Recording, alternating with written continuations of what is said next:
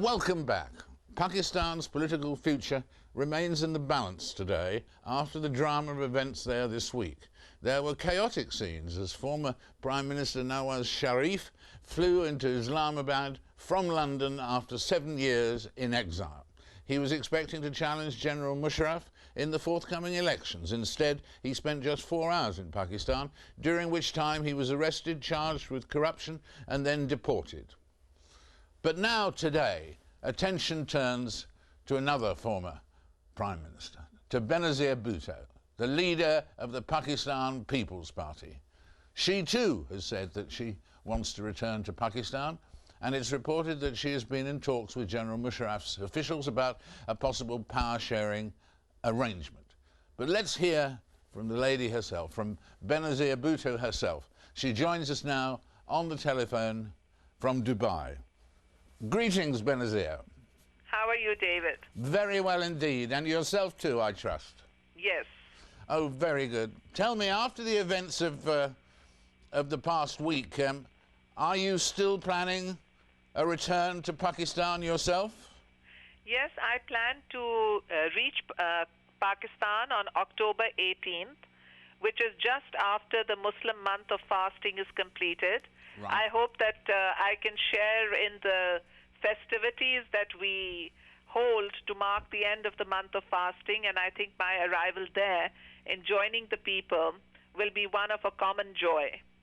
A common joy, right? Does that mean that in fact you have reached an agreement with President Musharraf about what should happen?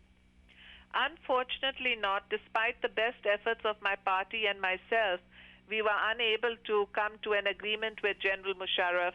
There were on again, off again talks, and the last meeting took place on September 4th. They told me they'd get back in 2 days' time. They didn't, and so we are going ahead with our own planning, and I intend to reach Karachi, the provincial capital of Sindh, on October 18th. I've chosen Karachi because that's where the founder of Pakistan is buried.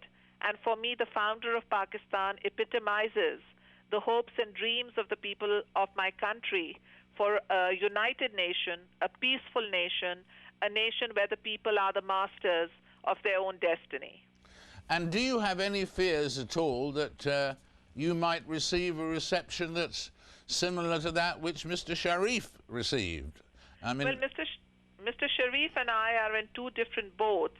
Mr. Sharif was sentenced, and then he gave up his right to live in Pakistan in exchange for the dropping of the charges against him and the remission of the sentence.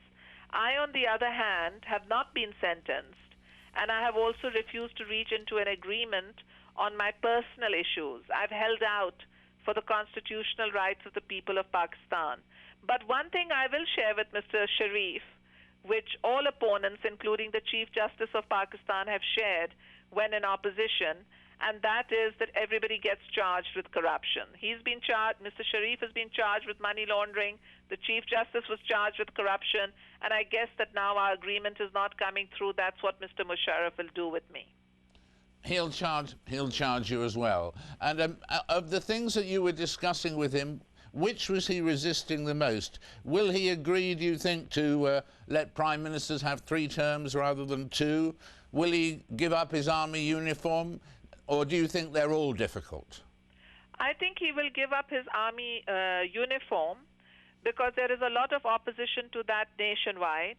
But he was not prepared to repeal the ban on the twice-elected prime minister, although that's a promise that was made in a non-meeting that in July. It was a promise that was made that the law would be repealed, but it never was. And so we had to come to our own conclusions that there was a lot of opposition amongst General Musharraf's supporters to any understanding with the Pakistan People's Party for a restoration of democracy. We truly tried because we want to see democracy in Pakistan. We want to see the moderate forces work together. But it's important for that there should be a transition to democracy. And what about the future of, in fact, of General Musharraf, in the sense that, I mean, with the developments that there have been, would you say in a new year after a general election, You would expect President Musharraf to still be president of Pakistan, or does that become less likely now? I believe that General Musharraf will find it very difficult to continue in office on the basis of the same support that he enjoyed in the year 2002 when the last general elections were held. He's taken on both Mr. Nawaz Sharif and my party. There is the lawyers community in Pakistan who are deeply unhappy. Everyone is anxious to see the restoration of the rule of law and the holding of fair elections. If General Musharraf had heard the voice of the people, things could have been very different. And right now, too, I would say that what General Musharraf needs to do is address the people of Pakistan, tell them that he's heard their voice, and tell them that he's going to hold fair elections. I think the nature of the elections will have a lot to do with how General Musharraf is perceived and what the future could hold for him. And indeed, in terms of the developments and so on, and the policy and so on, you think that there is a good chance, despite the thing about the 2 terms and so on, that Benazir Bhutto will have a 3rd term as Prime Minister of Pakistan? Well, this is up to the people of Pakistan, but there has been a great degree of rejoicing. And if the people of Pakistan wish to elect me as Prime Minister for a 3rd time round, well, they can change, they can lift the ban that General Musharraf has put. So I'm going back to fight for the democratic rights of Pakistan, and it's for the people of Pakistan to choose their future leader. I've served them before, and it would be a privilege for me and an honor for me to serve them again if they give me the mandate. Benazir Bhutto, thank you very much indeed for joining us today. October the 18th will be a big day, and because of the difference between your situation and that of Mr. Sharif, you would expect a very different reception when you arrive in Karachi. I hope so. I hope that I know that I will not be deported, and I hope that I will be able to campaign for the party. We are looking for democracy, and democracy means equal opportunity. So I hope I'll be able to campaign, but only time will show. Thank you very much indeed for joining us on this momentous day when you're announcing this momentous decision. Thank you so much. Thank you, David. Thank you very much. Benazir Bhutto there, talking for the first time about her return to Pakistan, now scheduled for October the 18th.